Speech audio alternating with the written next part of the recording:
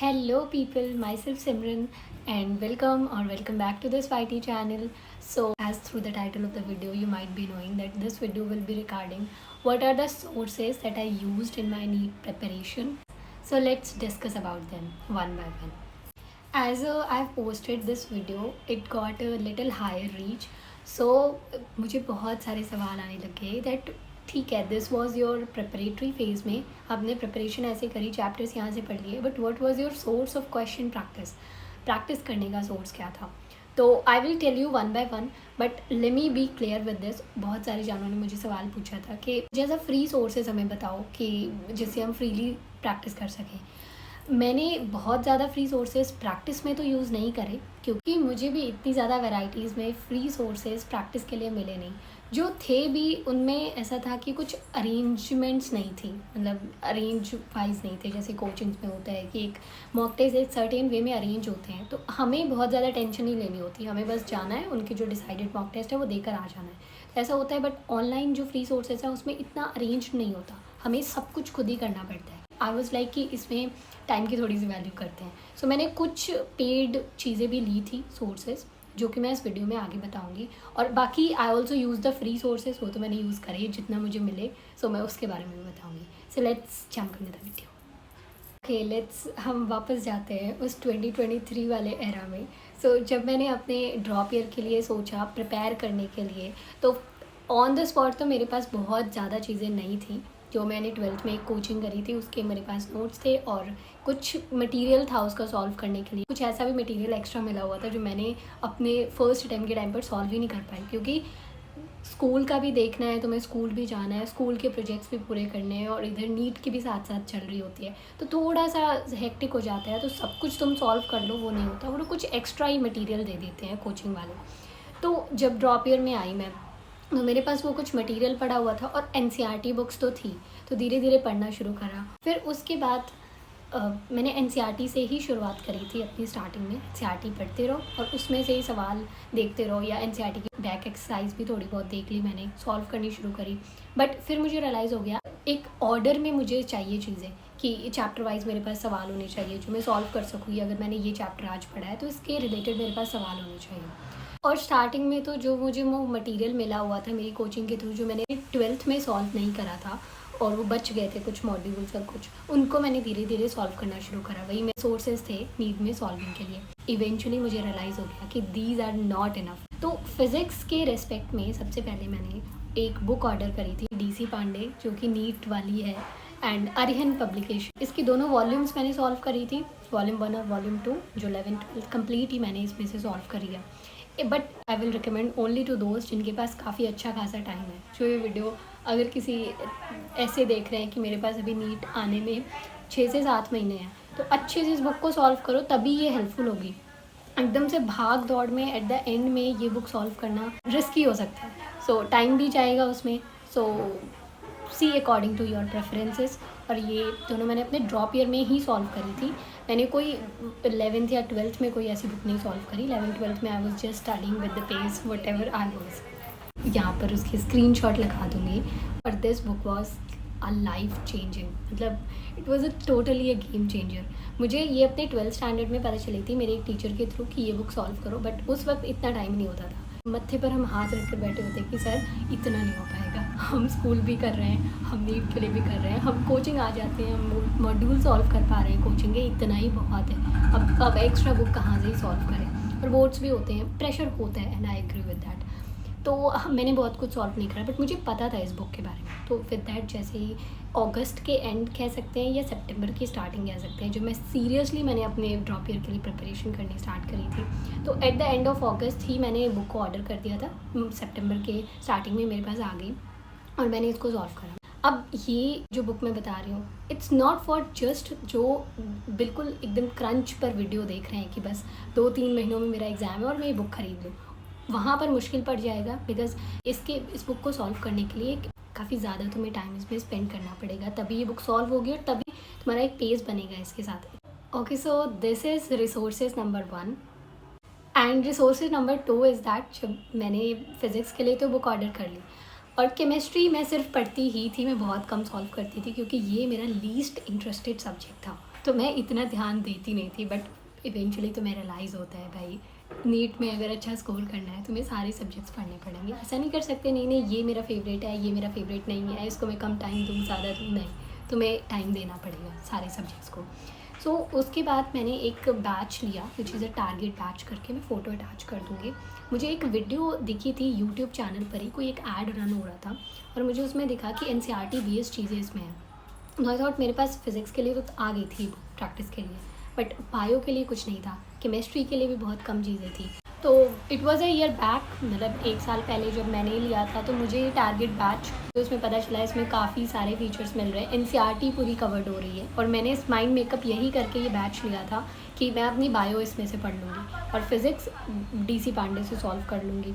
तो इसी बेसिस पर मैंने लिया था, बट इवेंचुअली बाद में मैंने देखा काफ़ी अच्छे अच्छे फीचर्स हैं इसमें भाई, I was getting so many things. तो इस करके मैंने ये बैच ले लिया था और स्टार्टिंग में सिर्फ मैं इस बैच से बायो ही सॉल्व करा करती थी। I was like this is for NCERT और बायोलॉजी के लिए ही है। But when I begin inorganic, organic part आ गया केमिस्ट्री में, तो केमिस्ट्री भी मैंने इसमें से सॉल्व करना शुरू कर दिया और बाय द एंड तो मैंने फ़िज़िक्स भी इसी में से सॉल्व करनी शुरू कर दी, क्योंकि NCERT हर जगह आती है, बहुत सारे थ्योरी वाले सवाल भी फिज़िक्स में आते हैं, वी नो। तो मैंने इसमें से सॉल्व करा था। एंड एक्चुअली प्रॉब्लम यहाँ पर थी क्या, why I was in the need of paid source, क्योंकि जो हम अनपेड सोर्सेज से सॉल्व भी कर लेते हैं ना क्वेश्चंस, हमें डिटेल सोल्यूशंस नहीं मिलते। हम एक क्वेश्चन अगर सॉल्व कर लिया तो उसका सोल्यूशन ढूंढने में ही कई बार हम इतना टाइम वेस्ट कर देते हैं कि जिसमें हम बहुत सारा सॉल्व कर सकते थे। तो उसको मिनिमाइज़ करने के लिए आई टुक दिस, एक ऑर्गेनाइज्ड सोर्स मैंने ले लिया, जिससे कि I carry on my preparation. Same test, इसमें आप टेस्ट भी जनरेट कर सकते हो, DPP जनरेट कर सकते हो, अपनी प्रोग्रेस को अच्छे से ट्रैक कर सकते हो। I found it very useful. और यहाँ पर मैं एक बोनस चीज़ बताती हूँ कि समटाइम्स इट हैपन्स में मेरी ना लेजर सा फील होता था, बड़ा बोरिंग सा फील होता था कि अब ना चेयर टेबल पर बैठने का मन नहीं कर रहा। अब you want to sit on your bed and want to study, और बेड पर बैठ कर कितनी पढ़ाई होती है हम सारे स्टूडेंट्स को पता है। So eventually I came to one of the idea कि मुझे ना ऐसे यूट्यूब पर ही एक चैनल मिला था which was biology at ease. मुझे नहीं पता था ये चैनल इस तरीके से मेरी नीट प्रिपरेशन में स्टिक कर जाएगा मेरे साथ and it will help me a lot. तो जो मैम है वो कम्युनिटी पोस्ट पर ना कुछ क्वेश्चंस डालती रहती हैं बायोलॉजी के रिकॉर्डिंग। तो बस जब मन नहीं करा चेयर टेबल से उठ जाओ और वॉक करने लग जाओ अपने रूम में, या बेड पर बैठ जाओ, आराम से कंफर्टेबल हो जाओ और आई बिगिन सॉल्विंग। और उस टाइम पर मैं सॉल्व करती रहती थी कम्युनिटी के क्वेश्चंस, मज़ा भी आता था और मेजॉरिटी ऑफ द सही जाते थे क्योंकि बायो में चीज़ें आती थी, तो वो सही जाते थे। तो ना एक मोटिवेशन भी मिलता था कि मैंने अपना एक भी सेकंड वेस्ट नहीं करा। अगर मैं चेयर से उठी भी हूँ ना अपने चेयर टेबल से, कि अब मैं थोड़ा सा पीठ सीधी कर लेती हूँ, थोड़ा सा वॉक कर लेती हूँ, मैंने उसको भी यूटिलाइज़ कर लिया। तो पॉजिटिव ही लगता था, अच्छा भी लगता था। यू कैन श्योरली आप विजिट कर सकते हो which is biology at ease. मैं स्क्रीनशॉट्स अटैच कर दूँगी सारे चैनल्स के, you can go search on YouTube and visit that. इसके अलावा जो मैंने प्लेलिस्ट बताई थी अपनी इस वीडियो में, सो उसमें जो आप रेगुलरली वॉच कर रहे हो सारी प्लेलिस्ट को अच्छे से, तो उसमें भी तो टीचर्स कुछ सवाल करवाते थे, तो वो भी अब एज अ प्रैक्टिस ही होते थे, जो भी एज अ प्रैक्टिस में ही आ जाते हैं क्योंकि you are writing those questions in your notes. और नोट्स में देख रहे हो, बाद में नोट्स को जब रिवाइज करोगे फिर से वो सवाल तुम्हारे दिमाग में आएंगे। और इम्पॉर्टेंस ये होती है ना कि ये जो सवाल हमारे टीचर्स हमारे लेक्चर के टाइम पर करवाते हैं ना, वो बहुत ही पिकी क्वेश्चंस होते हैं जो टीचर्स को लगता है कि ये मुझे लेक्चर में करवानी चाहिए, और बाकी तो बच्चे अपने आप सॉल्व कर ही लेंगे प्रैक्टिस के दौरान, बट ये लेक्चर में ज़रूरी है करवाना। तो उनको मैं बहुत ही अच्छे से ध्यान देती थी और अच्छे से उनको प्रैक्टिस करती थी। सो ये भी एक रिसोर्स ही हो गई of practice. Okay, now free sources. मेरे चैनल पर बहुत सारे मैंने कमेंट्स देखे कि दीदी I need a free source, और हमें तो फ्री सोर्सेज ही बताओ कि कहाँ से हम प्रैक्टिस कर सकते हैं। तो मैंने भी एक फ्री सोर्स यूज़ करा था। मुझे तो काफ़ी टाइम लगा ये सारी चीज़ें फाइंड करने में, क्योंकि आप जब ढूंढते हो तो टाइम स्पेंड करना पड़ता है, बट मैं बहुत ईजिली यहाँ पर बता देती हूँ आपको कि दिस वॉज अल्ट्रिक्स 500+ क्वेश्चंस करके कुछ एक सीरीज़ थी, कुछ एक वीडियो थी मुझे जो यूट्यूब पर दिखी थी, विच वॉज बाय तमन्ना चौधरी करके एक यूट्यूब चैनल है, मतलब जिसमें कि उन्होंने 500+ क्वेश्चंस खुद पिक किए हुए थे और उसको एक अच्छे से PDF में ऐड कर दिया था कि जो हम डाउनलोड भी कर सकते हैं। और वो शायद उनके टेलीग्राम चैनल पर है, अभी तो मेरे पास ऐसा कुछ नहीं है तो आई कैंट शो दैट कि वो कौन सा टेलीग्राम चैनल है, बट मैं चैनल बता देती हूँ। आप तमन्ना चौधरी करके चैनल नेम है, आप वहाँ पर जाओ, ये वाली वीडियो सर्च करो और उनके ही डिस्क्रिप्शन में या जहाँ पर भी आपको अगर टेलीग्राम का लिंक मिलता है तो आप वहाँ से जाकर उनके वो क्वेश्चंस ले सकते हो। और मुझे वो क्वेश्चन सच में बड़े हैंडी लगे थे, मैं तो रोज़ सॉल्व करती थी, मुझे बड़ा मज़ा आता था वो क्वेश्चन सॉल्व करने में। एक चैप्टर के बहुत ही पिकी सवाल थे वो, जो नीट में आ ही सकते हैं, एंड वो मुझे सच में बहुत ही यूज़फुल लगे थे। अगर आपको फ्री सोर्सेस ही चाहिए तो आप ये ले सकते हो। और सबसे बेस्ट चीज़ ये है ना कि ये जो मैं बता रही हूँ ना 500+ क्वेश्चंस, ये एट द एंड के लिए बहुत ही बेनिफिशियल है। अगर तुमने सारी प्रैक्टिस करके ख़त्म कर चुके हो ना कि मुझे सब कुछ आता है, उसके बाद भी तुम ये प्रैक्टिस कर लोगे ना, you will be on the upper side, तुम्हें प्लस पॉइंट ही लगेगा ये। और ये क्वेश्चंस कम ही हैं, 1500 बहुत ज़्यादा सवाल नहीं होते। So you can solve it, अभी बहुत सारा टाइम है, 3 महीने आसपास टाइम है हमारे पास, तो यू कैन सॉल्व इट और आप अभी भी अपनी प्रिपरेशन को इन्हांस कर सकते हो। और ठीक है, ओके विद दिस सबसे मैं एक चीज़ बताती हूँ। Then I was in 11th, तो ना मैं बहुत ज़्यादा ध्यान देती थी टू द जो कोचिंग्स में चीज़ें होती हैं, और स्पेशली कोचिंग्स में हमारे टीचर्स बहुत ही कम बोलते हैं कि NCERT पढ़ो 11th में, या लाइक 11th में तो तुम मॉड्यूल्स पढ़ो और हम जो पढ़ा रहे हैं वही पढ़ो, तो वो भी ज़रूरी है, बट NCERT को कभी स्किप मत करना। मैंने ऑलमोस्ट पूरी 11th मैंने NCERT बहुत स्किप करी है। मुझे लगता है कि जो मेरे कोचिंग के टेस्ट हो रहे हैं उसमें तो NCERT बेस्ड कुछ आ ही नहीं रहा, उसमें तो मॉड्यूल बेस्ड चीज़ें आ रही हैं, तो मैं फिर मॉड्यूल पढ़ने लग जाती थी। यू कैन रीड दैट, आप मॉड्यूल भी पढ़ो, बट NCERT को हमेशा ज़्यादा प्रेफरेंस दो, और क्योंकि ये ज़रूरी है। 12th में आकर जब मैंने 11th की NCERT पढ़नी शुरू करी, 12th की NCERT मेरी और अच्छी हुई थी, क्योंकि 12th में स्टार्टिंग से ही पढ़ी है चैप्टर वाइज अच्छे से, तो फिर मैं इवेंचुअली खुद ही पढ़ने लग गई। आई वाज लाइक अब मुझे नहीं पता, क्योंकि कई बार ऐसा होता है, may be they want they coaching module को ज़्यादा सॉल्व करें बच्चे, या पता नहीं क्या ही स्ट्रैटेजी होती है इसके पीछे, बट जो हमारे टीचर्स होते हैं कोचिंग के, वो बहुत ही कम बोलेंगे कि तुम NCERT बुक एग्जैक्टली जाकर पढ़ो और उसको समझ के पढ़ो। नहीं, ये बोले रीडिंग लगा लेना बेटा, इसकी रीडिंग लगा लेना। सच में रीडिंग के ट्रैप में मत पढ़ना, you have to study NCERT और उसको अच्छे से पढ़ना है। उसकी सिर्फ रीडिंग नहीं लगानी, उसका एक एक वर्ड तुम्हारे दिमाग में समझ कर बिठाना है, उसकी अंडरस्टैंडिंग करके। सिर्फ रीडिंग लगाने से चीज़ें नहीं होंगी। रीडिंग लगाने के बाद पता क्या होता है, सिर्फ रीडिंग लगा कर अगर हम चले जाते हैं पेपर में तो वही आता है, फिर कन्फ्यूजन्स क्रिएट होती हैं, ऑप्शंस के बीच में कन्फ्यूजन होती है, ये वाला था ये वाला था। तो इससे बचने के लिए अगर तुम 11th में हो तो प्रो टिप यही रहेगी, 11th से ही अपनी बायो की NCERT हो, चाहे वो फिज़िक्स की हो, चाहे वो केमिस्ट्री की हो, उसको अच्छे से साथ साथ पढ़ना शुरू कर दो। ठीक है, this was the for all the 11th graders.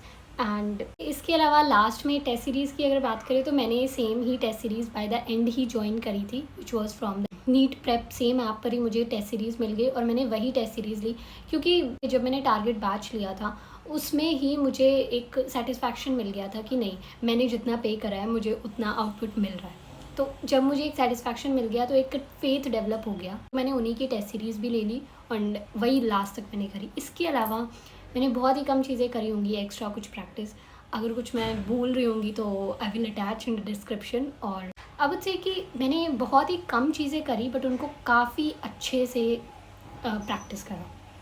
जैसे मैंने ये लास्ट में 1500 क्वेश्चंस वाला करा, मैंने 1500 में से 1500 क्वेश्चंस कराए। ऐसा नहीं कि 1499 क्वेश्चंस मैं करके बैठ गई हूँ, एक सवाल छोड़ दिया। मैंने एक भी सवाल नहीं छोड़ा इस सीरीज़ का। ये जो तमन्ना मैम ने एक PDF डिज़ाइन करे हुए थे, जस्ट डू दैट। जो भी कर रहे हो, जो भी प्रैक्टिस कर रहे हो, उसे 100% करो, उन्हें कभी ऐसे आधा अधूरा मत करो। और जो मैंने जैसा कि मैंने बताया कि DC पांडे वाली जो मैंने किताब फिज़िक्स में सॉल्व करी थी, वो मैंने फिर पूरी अच्छे से वो किताब सॉल्व करी है। उसमें कोई इफ़ एंड बट नहीं होना चाहिए कि ये मैं छोड़ देती हूँ, ये ऐसे कर लेती हूँ, ये वैसे कर लेती हूँ, नहीं।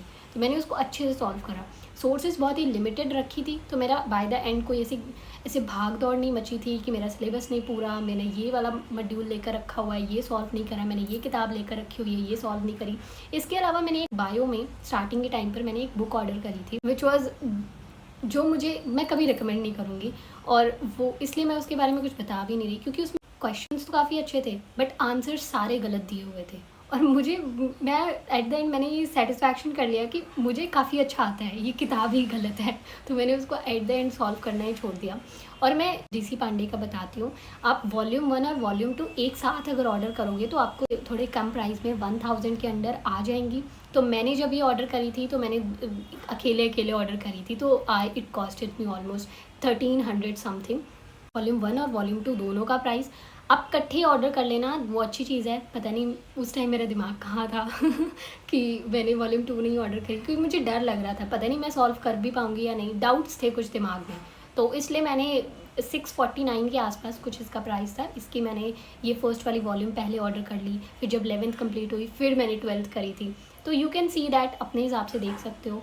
एट द एंड मैं यही कहूँगी कि कीप योर रिसोर्सेज लिमिटेड। और अभी तो जैसे कि 3 महीने बचे हैं, तो अभी तो बहुत ही लिमिट में रहने की ज़रूरत है। और जो कुछ तुमने पढ़ा है, just keep revising it, just keep continuously going through the stuff. और जो भी तुमने माइंड मैप्स बनाए हुए हैं, जो भी चीज़ें हैं, उनको अच्छे से रिवाइज करना ही सबसे ज़्यादा फीजिबल है। So that's it, this was all about the video. अगर ये आपको वीडियो अच्छी लगी तो आप चैनल को सब्सक्राइब कर सकते हो, वीडियो को लाइक कर सकते हो। And that's it, thank you for watching this video till the end. And ठीक है, बाय बाय।